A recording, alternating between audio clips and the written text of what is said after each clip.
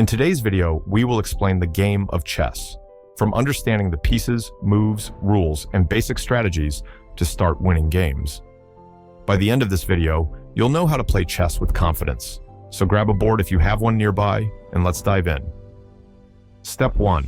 The chessboard and setup. Let's start with the chessboard, the foundation of the game. A chessboard is an 8x8 grid made up of 64 alternating light and dark squares. Each side of the board has files and ranks. Files, the columns labeled from A to H, running vertically from white's left to right. Ranks, the rows, labeled from 1 to 8, starting from white's side. To orient your board correctly, always make sure that the bottom right corner square is a light square. Now, let's set up the board. Each side has 16 pieces. Pawns, place 8 pawns on the second rank for white and the 7th rank for black. Rooks, place the rooks, or the castle pieces, on the corners of the back rank. Knights, place the knights, the horse-shaped pieces, next to each rook. Bishops, place the bishops next to the knights. King and queen, place the queen on her color, white on white, black on black, with the king next to her. This setup gives each player 8 pawns, 2 rooks, 2 knights, 2 bishops, 1 queen, and 1 king. Step 2. How each piece moves. With the board set up, let's explore the movement of each piece. I'll break down each one by value, movement, and unique abilities. The pawn is the simplest and lowest valued piece, worth 1 point. Movement. Pawns move forward only, 1 square at a time. On their first move, pawns can move 2 squares forward. Capturing.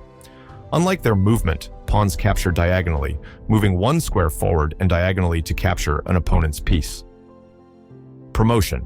If a pawn reaches the last rank, opposite end of the board, it can promote to a queen, rook, bishop, or knight.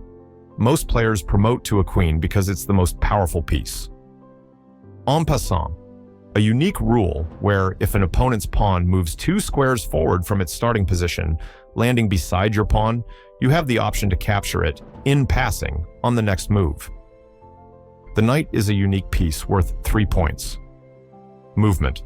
The knight moves in an L shape, 2 squares in one direction and 1 square perpendicular, or vice versa. Jumping. The knight can jump over other pieces, making it the only piece that doesn't require a clear path to its destination. It's valuable in crowded positions for this reason. The bishop, also worth 3 points, is a powerful long-range piece. Movement. Bishops move diagonally any number of squares, but must stay on the same color they started on. Each player has 1 light square bishop and 1 dark square bishop. Long-range attacks. Bishops can exert pressure on long diagonals and are best used in open positions. The rook is valued at 5 points. Movement. Rooks move horizontally or vertically any number of squares. This gives them great power and control over files and ranks. Coordination. Rooks work well together on open files, and they are most effective when connected or supporting each other. The queen is the most powerful piece, worth 9 points. Movement. The queen combines the movement of the rook and the bishop, moving any number of squares horizontally, vertically, or diagonally. Attacking. Queens can control vast areas of the board, making them ideal for both offense and defense. They're invaluable in the endgame. The king is the most important piece, though technically it has no point value. Losing the king means losing the game. Movement. The king moves 1 square in any direction, horizontally, vertically, or diagonally. Castling. The king has a special move called castling, where it moves 2 squares towards a rook, and the rook moves to the square next to the king. Castling is only possible if neither piece is moved, the squares between them are clear, and the king is not in or moving through check.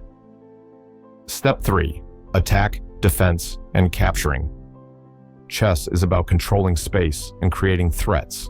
Here's how you can think about each piece's attack and defense capabilities. Attacking. Every piece has an eye on specific squares that it can move to or capture on. For example, a queen on d4 attacks all squares in its rank, file, and diagonals. Defending. Pieces can also protect each other. For instance, a rook on the same rank as a king defends it, creating a barrier between the king and any attacking piece. Understanding these interactions helps you make sure your pieces are safe and set up effective attacks. Good chess players keep their pieces coordinated, so they're defending each other while controlling critical areas of the board. Step 4. Checks, checkmates, and stalemates. The goal of chess is to checkmate your opponent's king. Let's talk about checks, checkmates, and stalemates. A check occurs when your opponent attacks your king. When you're in check, you must move out of it immediately. You have 3 options. Move the king to a safe square, block the check, place a piece between the king and the attacking piece. Capture. If possible, capture the attacking piece. Checkmate is when your king is in check and there's no way to escape. Checkmate ends the game immediately. For example, if a queen and rook work together to attack a king in the corner with no escape routes, it's checkmate. Stalemate is a draw that occurs when a player has no legal moves and is not in check. In such cases, the game ends in a draw. Stalemates often happen when one side is overly aggressive with a large material advantage, but accidentally restricts their opponent's king's movement. Step 5. Basic opening principles. Opening principles in chess help you start strong. Here are a few basic ideas to remember. Control the center. Aim to control the central squares, d4, d5, e4, e5, with pawns and pieces. This gives you space to maneuver and attack. Develop pieces. Bring out your knights and bishops early. Developing means getting your pieces out from their starting positions so they're ready for action. Castle early. Castling protects your king and connects your rooks, preparing them for battle. Avoid moving the same piece. Twice. In the opening, try not to move the same piece multiple times unless it's necessary.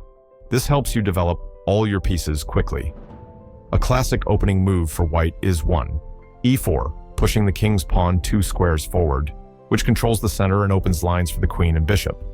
Black can respond with moves like e5, the Sicilian, c5, or the French, e6. Step 6. Middle game, tactics and strategy. The middle game is where tactics and strategy come into play. Here's a breakdown of the key concepts. Tactics. Tactics are short-term moves that have an immediate impact, like gaining material or achieving checkmate. Common tactics include fork. A single piece attacks 2 or more of your opponent's pieces simultaneously. Pin. A piece cannot move without exposing a more valuable piece behind it to capture. Skewer. Similar to a pin, but here the more valuable piece is in front and must move, exposing a piece behind it. Discovered attack. Moving one piece uncovers an attack by another piece behind it. Strategy. While tactics are concrete, strategy is more about long-term planning. Key strategic ideas include controlling open files and diagonals. Rooks, bishops, and queens thrive on open lines. Outposts, establishing knights on safe central squares where they can't be easily removed. King safety. Keeping your king safe is critical. If you've castled, keep a few pawns around your king. Step 7. Basic endgames for beginners. The endgame occurs when fewer pieces are left on the board, and the focus shifts to promoting pawns and checkmating. Here are some essential endgames to know. King and pawn versus king. Learn how to promote a pawn with the help of your king. King and queen versus king. Practice checkmating with a queen by forcing the opposing king to the edge of the board and using your king to restrict its escape. Ladder checkmate. With 2 rooks or a rook and queen, force the opposing king to the edge by laddering your pieces up the board. Learning these basic endgames is crucial for turning a winning position into a win. Step 8. Study plan for beginners. If you're ready to get better, here's a simple study plan. Play longer games. Play games with a 10 to 15-minute time control to give yourself time to think. Analyze your games. Review each game afterward, focusing on mistakes and missed tactics. Practice puzzles. Chess puzzles help you recognize tactical patterns, which is essential for improving. Study basic openings. Focus on just a couple of openings, like 1 point e4 for white or 1 e5 for black, to get comfortable with opening principles. Learn basic endgames. Practice essential endgames so you can convert an advantage into a win. That's it. This guide should give you a solid foundation in chess. Keep practicing, stay curious, and enjoy the journey.